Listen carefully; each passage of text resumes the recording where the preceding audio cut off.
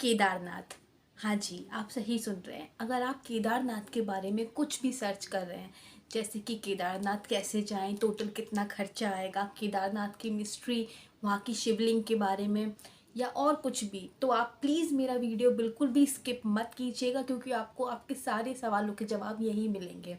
और मैं आपसे प्रॉमिस करती हूँ कि ये वीडियो देखने के बाद आपको बिल्कुल भी रिग्रेट नहीं होगा। ये हमारा 12 ज्योतिर्लिंग का पार्ट 2 है। अगर आपने पार्ट 1 नहीं देखा है तो मैं आई बटन पे लिंक दे दूंगी, आप प्लीज़ जाके ज़रूर देखिएगा। हमारा पार्ट 1 सोमनाथ से रिलेटेड था। तो आइए हम केदारनाथ से रिलेटेड शुरू करते हैं। बट आगे बढ़ने से पहले मैं आपसे रिक्वेस्ट करती हूँ, प्लीज़ मेरा चैनल सब्सक्राइब कर दीजिए और बेल बटन को ज़रूर दबा दीजिए। केदारनाथ यानी कि भगवान शिव का घर, ये 3 पहाड़ों से घिरा है। एक ओर 22,000 फीट ऊंचा केदार, एक दूसरी ओर 21,600 फीट ऊंचा खर्चकुंड, तीसरी ओर 22,700 फीट ऊंचा भरतकुंड है। यहाँ 5 नदियों का संगम भी है। मंदाकिनी, मधुगंगा, शीरगंगा, सरस्वती, स्वर्णगौरी है। इन नदियों में अलकनंदा की सहायक नदी आज भी है, जिसके किनारे बसा हुआ है हमारा केदारनाथ धाम। केदारनाथ में 2 पहाड़ हैं, जिसको नर और नारायण भी बताया जाता है। विष्णु के 24 अवतारों में से एक नर और नारायण की ये तपोभूमि है, इसलिए आप केदारनाथ में इतनी ऊर्जा आज भी महसूस कर सकते हैं। केदारनाथ शिवलिंग की स्थापना सबसे पहले किसने की, ये आज भी एक राज बना हुआ है। लेकिन ऐसा कहा जाता है कि यहाँ पांडवों ने शिव के साक्षात दर्शन प्राप्त कर उनसे स्वर्ग का मार्ग जाना था। इसी वजह से यहाँ शिवलिंग को जागृत महादेव भी बोलते हैं।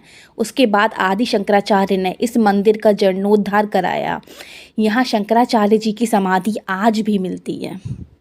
पुराणों में ऐसा बताया जाता है कि महाभारत के युद्ध में पांडवों के ऊपर ब्रह्म और गुरु हत्या का दोष लगा था, जिसके उपाय के लिए कृष्ण ने उन्हें शिवजी से मिलने की सलाह दी। ये सुनकर पांडव द्रौपदी के साथ शिवजी की तलाश में निकल पड़े।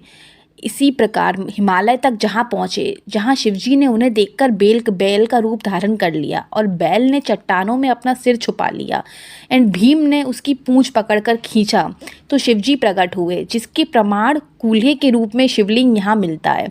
और शिव ने पांडवों को स्वर्ग का रास्ता बताया। उसके बाद शिव अंतर्ध्यान हो गए। पांडवों ने यहीं शिवलिंग की पूजा करके स्वर्ग की ओर प्रस्थान करना शुरू किया और यही शिवलिंग केदारनाथ के नाम से जाना जाता है। और जो स्वर्ग का रास्ता पांडवों को बताया था वो कैलाश से होकर जाता है। ज़्यादा जानने के लिए आप लोग मेरा कैलाश वाला ब्लॉग ज़रूर देखिएगा, उसमें मैंने सब डिटेल में एक्सप्लेन किया है। और यही कारण है कि केदारनाथ शिवलिंग को जागृत महादेव भी बोलते हैं, क्योंकि यहीं शिव जी ने साकार रूप लेकर पांडवों को स्वर्ग का रास्ता बताकर उनका मार्गदर्शन किया था। और सबसे बड़ा राज ये है कि जिन 6 महीने इसके कपाट बंद रहते हैं और यहाँ दिया जलाया जाता है, वो उसी प्रकार जलता हुआ मिलता है। उन 6 महीने के बाद भी वो दिया बुझता नहीं है। इसी के साथ आप इस केदारनाथ धाम की ताकत का अंदाज़ा इस बात से लगा सकते हैं कि 2013 में आई आपदा भी इस मंदिर का कुछ नहीं बिगाड़ पाई। जहां बड़े से बड़े गांव नष्ट हो गए, रास्ते बर्बाद हो गए, बहुत सी लोगों ने तो अपनी जान तक गंवा दी, लेकिन इस मंदिर को एक छोटी सी खरोंच भी नहीं आई, जिसका सबसे बड़ा उदाहरण है इस मंदिर का उसी रूप में मिलना जिस रूप में वो उस बाढ़ से पहले हुआ करता था। और इसका सबसे बड़ा कारण है यहाँ मौजूद ये भीमशिला। ये वही भीमशिला है जो नदी की बाढ़ के पानी के साथ साथ बहती हुई आई, लेकिन मंदिर से कुछ स्थान पहले ही रुक गई। और इसी भीमशिला ने उस पानी के डायरेक्शन को 2 भागों में बांट दिया और उस बाढ़ का पानी मंदिर का कुछ भी ना बिगाड़ सका। और ये फ्रेंड्स, ये किसी चमत्कार से कम नहीं है। और ये चमत्कार आप एक्सपेक्ट कर सकते हैं भोलेनाथ के धाम में, भोले बाबा के धाम में। ओम नमः शिवाय। ऐसी ही कहानी एक जुड़ी हुई है एक भक्त के साथ। जो भक्त बड़ी उम्मीद लेके केदारनाथ धाम गया था, लेकिन उसे वहाँ पहुँचते पहुँचते विलम्ब हो गया और केदारनाथ के पट बंद होने को आ गए। उसने पुजारी से विनती की, लेकिन पुजारी ने उसे 6 महीने बाद आने को बोला। जैसे जैसे रात बीत रही थी वो बहुत ही घबराने लगा और एक अघोरी बाबा उसी समय आए, जिन्होंने उसे एक फल खाने को दिया। उसने वो फल खाकर सो गया। और जैसे ही वो सुबह उठा, वो जो पुजारी गेट बंद करके गए थे वो फिर से आए, उन्होंने पट खोले। तो उस भक्त ने उस पुजारी से बोला कि कल तो आप बता रहे थे कि ये पट 6 महीने बाद खुलेंगे, आज आप कैसे खोलने लगे? तो पुजारी भी भौचक्का रह गया। उसने उससे पूरी कहानी पूछी, तब उसने उस अघोरी बाबा के बारे में बताया। और ये अघोरी बाबा की बात सुनकर वो पुजारी हाथ जोड़कर उस भक्त के सामने खड़े हो गए और ये बोले कि मैं तुम्हें पहचान नहीं पाया, तुम भोले बाबा के सच्चे भक्त हो। इसीलिए भोले बाबा ने एक अघोरी का रूप रखकर तुम्हें दर्शन दिए और तुम्हारे लिए वो 6 महीने का समय सिर्फ एक रात में बदल दिए, जिससे तुम्हें तकलीफ ना हो और तुम भोले बाबा के दर्शन कर पाओ। और अगर आप भी केदारनाथ जाते हैं तो केदारनाथ जाकर अपना सर भोले बाबा के सामने झुकाकर सिर्फ इतना ही कहिएगा कि बाबा, जिस तरह आप आज तक मेरे साथ रहकर मेरे सारे कष्ट हरे हैं और कभी भी मेरा साथ नहीं छोड़े हैं, उसी प्रकार आप आगे भी हमेशा मेरे साथ रहिएगा। ओम नमः शिवाय। आगे बढ़ने से पहले मैं आपको एक छोटी सी अननोन मिस्ट्री और बताना चाहती हूँ। शायद आप लोगों को ये बात पता होगी और कुछ को नहीं भी पता होगी। केदारनाथ के पास एक जगह पड़ती है जिसको हम कांति सरोवर भी बोलते हैं, और जहाँ पर पूरे दुनिया की सबसे पहली योग दीक्षा हुई थी आदि योगी और सप्तऋषियों के बीच में। इसके ऊपर मैंने एक अलग से वीडियो बनाया है। अगर आपने वो वीडियो नहीं देखा है तो प्लीज़ मेरा वीडियो देखिएगा। मैं डिस्क्रिप्शन में लिंक डाल दूँगी और आई बटन पे भी लिंक डाल दूँगी।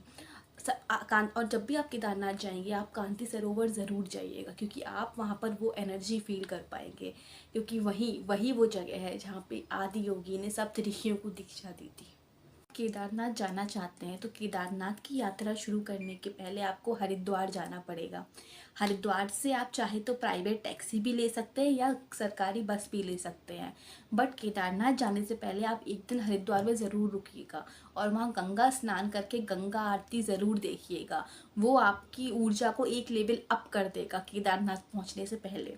और नेक्स्ट डे अर्ली मॉर्निंग आप 5 या 6 बजे तक मैक्सिमम केदारनाथ के लिए निकल सकते हैं। चाहे तो आप सरकारी बस से जाइए या प्राइवेट टैक्सी से जाइए, आपको सुबह जल्दी निकलना पड़ेगा, तभी आप प्रॉपर टाइम पर सोनप्रयाग पहुंच पाएंगे।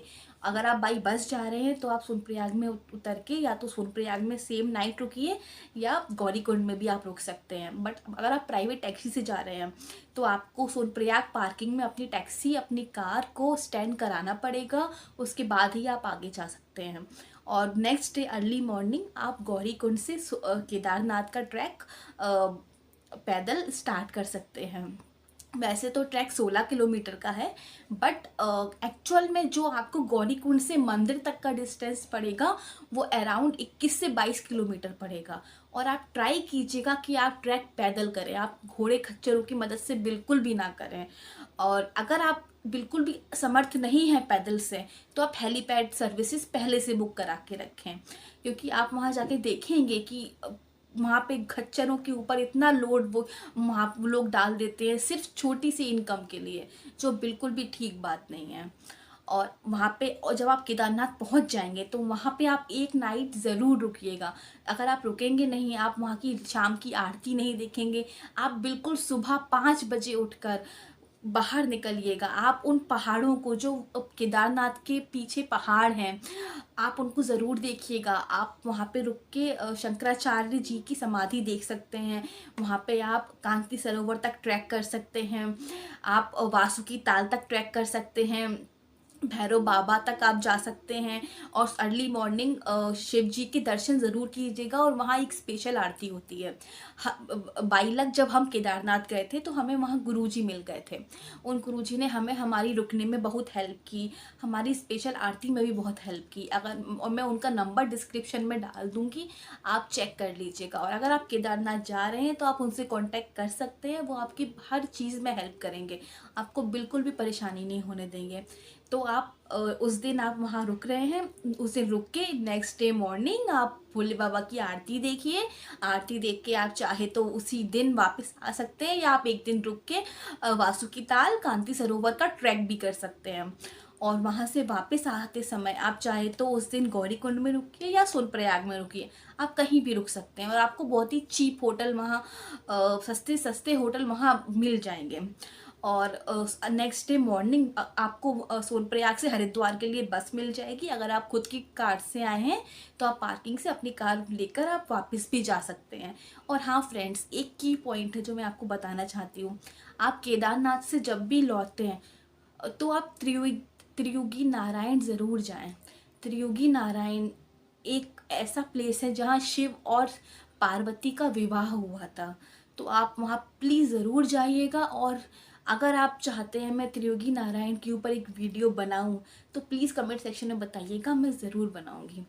तो कैसा, अगर आपको मेरा वीडियो अच्छा लगा हो तो प्लीज़ मेरा चैनल सब्सक्राइब ज़रूर कीजिएगा, इससे मुझे मोटिवेशन बहुत मिलेगी। आप लोगों का कुछ नहीं जाएगा बट मेरी हेल्प बहुत हो जाएगी।